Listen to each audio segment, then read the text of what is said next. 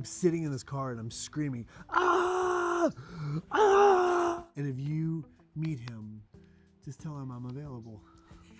I'm totally available. It's heavy. Is it heavy? It's so heavy. See, I was wondering if it was actually cast iron or if it was just sort of movie magic. It's bronze. They didn't cheap out on Scooby Doo 2. Jesus, Isn't that heavy. crazy? So you asked me to bring a prop from a movie. Yes. For me, it's not something, that's not my love language. There are people out there like Mike Flanagan who adore props. They hold on to these memories, these tokens. And for me, I've just never been that guy. I don't even have most of the scripts Oh, no kidding. Yeah, it's really weird. I thought for sure you'd have a Ghostface mask. No, I wish I did. I mean, look, the reality about that whole thing is like nobody expected it to be what it is today. Right. So we're like, whatever. But I will steal something from Five Nights at Freddy's. I will was gonna 100%. say. That something is coming home from that from Five Nights. So I grabbed the next best thing, which is a personal memory. So I was on Scooby Doo 2, Monsters Unleashed. Monsters Unleashed. You love Monsters Unleashed. I'll tell you why I love those movies. They came out not when I was very young, but when I was busy getting f***ed up and watching movies. Oh yeah. Awesome. It was awesome. Casting you as Shaggy is some of the most inspired casting, literally in the history of cinema. Did we catch that on Digibeta? I can't. Did we catch that on Digibeta? I'm so glad I can say that to your face because I remember. Because sometimes as a fan, you're looking at these casting things and you're like, whatever, man. I don't believe that's the right thing for them to do. Especially today that we have access to so much casting information. Right. But back then, I remember being like, oh, it's fucking perfect. Because you were f***ed up. That's why. You were high as a kite. High as a kite, oh, and I was like, Matthew Lillard, oh my man. God, he's the best. Yeah, not much Zoinks. has changed.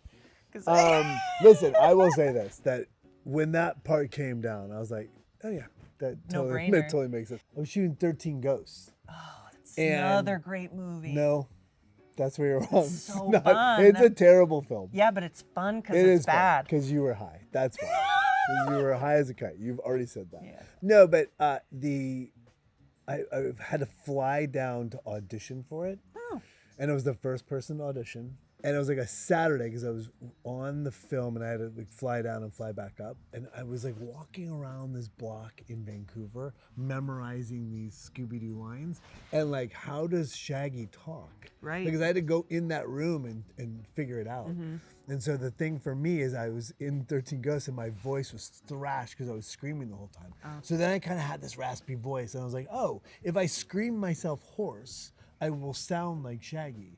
So long story short, I drive the morning of the audition to Warner Bros. Lot and I'm in my car and I'm about to go in. I'm nervous. Yeah. And I'm about to go in and I'm sitting in this car and I'm screaming, ah, ah. Which is a normal thing for people to do. Yeah. And then Chuck Roven walks by, who's the big producer on the thing, and knocked on the window. He's like, hey, are you okay? Are you losing your mind? I'm like, I'm fine. I'm just preparing. I'm just preparing. I got the role, and I have loved playing that part. I love being the caretaker for the part. Still, I take great pride in protecting something that is mine for a very limited time. That I love the idea that something is bigger than me, and it's my job to make sure I step forward, represent it well for the brand, for the kids, for the future of the project, for the future of the property. Anyways, but during the movie, very famously, James Gunn was the writer of Scooby Doo 1 and Scooby Doo 2. And at some point during the making of this film, James and I and Freddie got into a debate. And the debate was this: what is the most dangerous creature in the world? At some point I said a shark. And at some point they said a hippo. They were in agreement that it was hippos. Okay. And I was like, there's no way that hippos in Africa are killing more people than a shark, right? This is pre-internet. You couldn't just look it It up. was, no, there was internet, but it wasn't as robust. It's We not had in your no pocket. chat. Like Yeah. there's no chat AI or whatever, ChatGPT. Yeah. So anyway, so this is a long time ago. And we kept going back and forth, right? And so at some point, I made everyone on the crew t-shirts that said, "Quienes más machos?" And it was like, which means what's more macho? What's more macho? Yeah, a shark or a hippo. Right, and so this whole thing progressed, and at some point we made this bet, and the bet was whoever lost had to go on a late night show during the promotion of Scooby Doo and say, I was wrong, Scooby and James Gunn and Freddie Prinze Jr. were right, Yeah.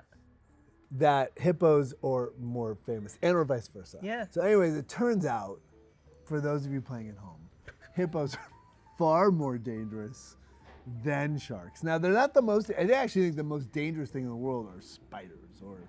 That makes sense. You Right. can't see them, they bite you. Yeah, they bite you and people have reaction and they die.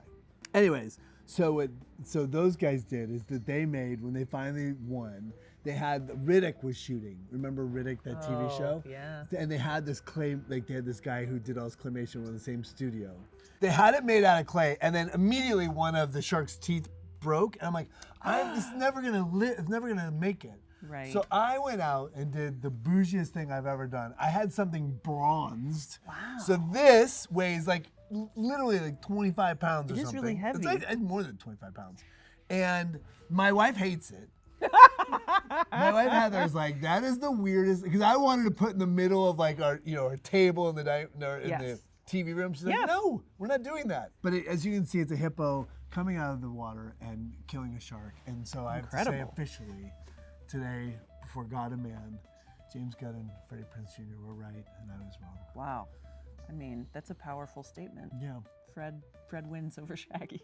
it's always, as always. Have you ever stopped to think, by the way, all of you were in that movie? FPJ, SMG, Linda Cardellini too. Yeah, of course. Yeah, All of you. I love movies when you go back and you look at all the cast and you're like, not only was it amazing casting, but all of them now Yeah. are so Yeah. great. And this comes out of it. How do you And James find... Gunn, look at James Gunn. And James he's Gunn. like, I forgot as- actually. he's more famous than all of us. Yeah, he is the most. He's enormous and having an incredible career. And if you meet him, just tell him I'm available. I'm totally available. Totally for available. Whatever. He'll bronze more of your Yes. Just bring me whatever you got. I'll bronze it. I'm available. I mean, at some point, I'm sure we're gonna work together. I know we are. I was at his wedding. I will say this: the one thing that he's such a good dude, and I love the way he works, and we got along great. And I will say that James Gunn probably paid me the best compliment I maybe ever received in this business. He's like, in my life, you are the best. You are the prime example of how an actor relates to and works with a crew. He's like, I've never seen anyone better, and the way you treat people on set and how you conduct yourself on set is the best I've ever seen. I can see it. Yeah, it was. I was just like, that's the best compliment. Matthew, I need something bronze. Yeah. By the way, Could this you is. send me a It was recommend? not easy to do. This is back in say. this is back in the early 2000s. Yeah, I was gonna say, how do you find a bronzing person? You have somebody help you. It's not like I had somebody help. People who know I had people. Rhonda found it. I was working with a woman named Rhonda, so she helped me Awesome. find Thanks, it. Rhonda. Yeah. You just hold it up one more Yeah. time for the camera. And then it's Oh. isn't that kind of, what is that hole? Where does that go? If you've we ever wanna had, know. if you ever had a hippo fetish, I got this for you. There you go. The secrets to the universe are It's inside. in my office where nobody ever comes. Oh, My it's wife's nice like, to know well, it's just there. leave that there.